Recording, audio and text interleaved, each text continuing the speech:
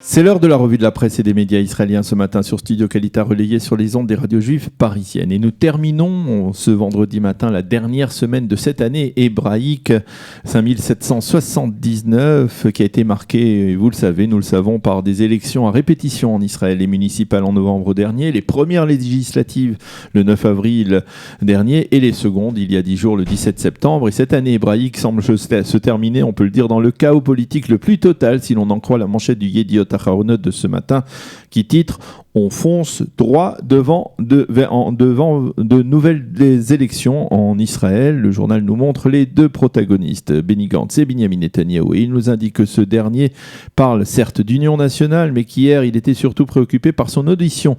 L'audition de la semaine prochaine dans les affaires judiciaires le concernant, puisque M. Netanyahou a tout simplement proposé que cette audition se fasse en direct, sous les feux des projecteurs, en public, ce que le conseiller juridique du gouvernement Avichai Mandelblit a formellement refusé.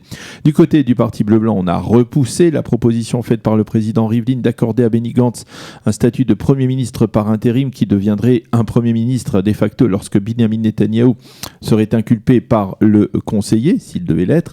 Et au milieu, entre Netanyahou et Gantz, c'est bien le peuple en Israël comprend qu'il risque bel et bien donc de se retrouver dans un nouveau tourbillon électoral dans les prochains mois. Et pour concrétiser ce dernier point, le Israël Hayom consacre ce matin sa manchette à un sondage d'opinion qu'il a réalisé au sein de la population israélienne. Un sondage qui établit clairement que la majorité des Israéliens aspirent à un gouvernement d'union nationale, tandis qu'une très nette majorité, 60%, se dégage contre de nouvelles élections législatives. Ce sondage indique que 52% des personnes interrogées s'opposent à toute forme de boycott de parti, comme celle proclamée par Avigdor Lieberman. 44% pensent que dans le cas d'une rotation, Netanyahou doit être le Premier ministre, tandis que le Premier ministre lui-même réagit dans le Israël Hayom à la décision du conseiller Mandelblit de ne pas accepter une diffusion de son audition en direct. Je me retrouve devant un tribunal de campagne, a déclaré hier Binyamin Netanyahou. Les quotidiens israéliens reviennent sur les déclarations faites hier soir par le Premier ministre lors du toast porté au sein du Likoud à l'occasion des fêtes de Rosh Hashanah. Durant son intervention, Binyamin Netanyahou a appelé Benny Gantz à venir dialoguer avec lui de l'option d'un gouvernement d'union.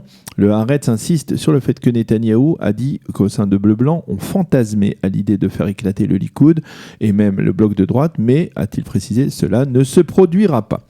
Dans le Makor Rishon, le rédacteur en chef du journal, Haggai Segai, considère que dans la conjoncture actuelle, la seule issue à la crise est la formation d'un gouvernement d'union nationale avec rotation, comme cela s'est produit en 1984 avec Shamir et Pérez. Sinon, explique-t-il, nous irons vers des élections avec une crise de confiance immense entre le peuple et ses élus.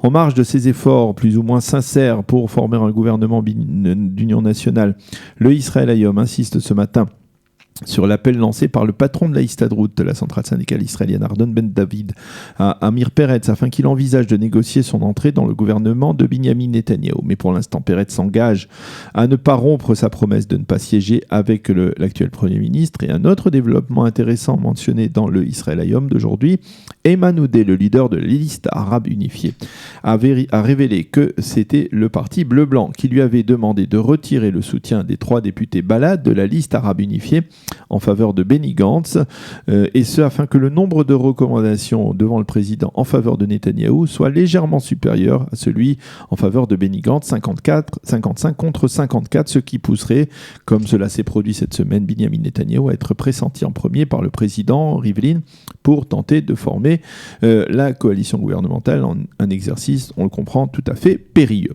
Et puis le Maariv, lui, s'intéresse plus particulièrement ce matin sur son site au mariage d'Amos, le fils d'Avigdor Lieberman, qui s'est déroulé hier soir à Rishon LeZion.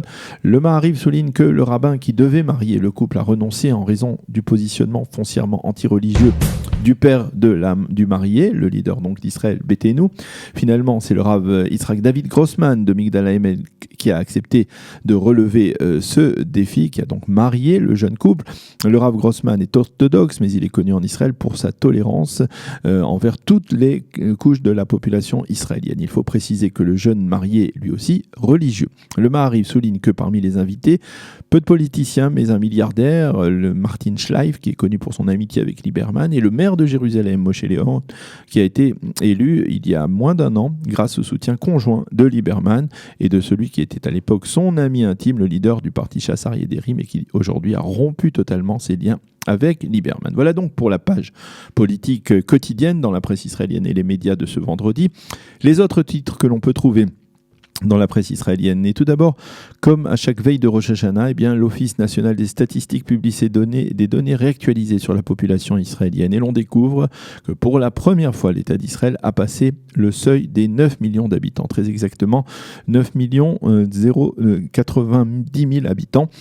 Parmi eux, 35 000 nouveaux immigrants, dont 2 000 de France. La population juive compte 6 700 000 habitants, et soit 74% de la population israélienne. Et la population arabe compte environ 1 900 000 habitants, soit 21% de cette population. Depuis Rosh Hashanah de l'année dernière, la population israélienne a augmenté de 184 000 personnes.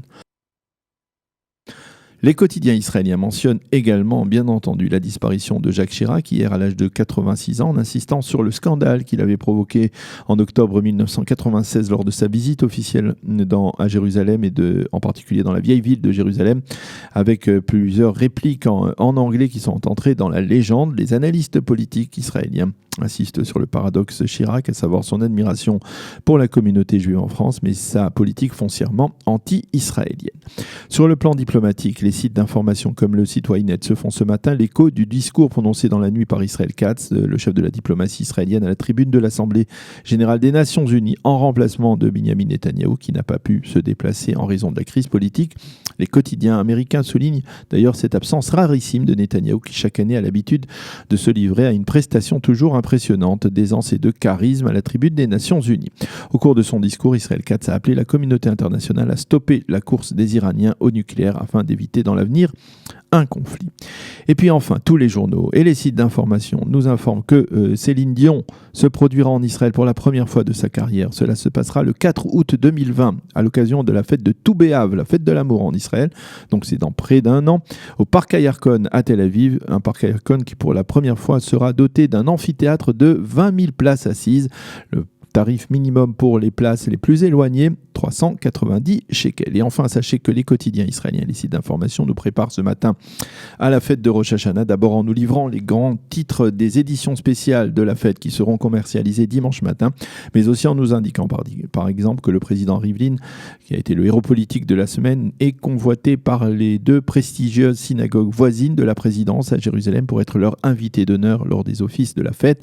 Sachez également que les quotidiens nous montrent des jeunes et des soldats en train de déguster des pommes au miel, symbole d'une année douce, et c'est d'ailleurs ce que nous vous souhaitons d'ores et déjà de Jérusalem, une Shana Tova et même un Shabbat Shalom. C'est la fin de cette revue de la presse et des médias israéliens sur Studio Kalita.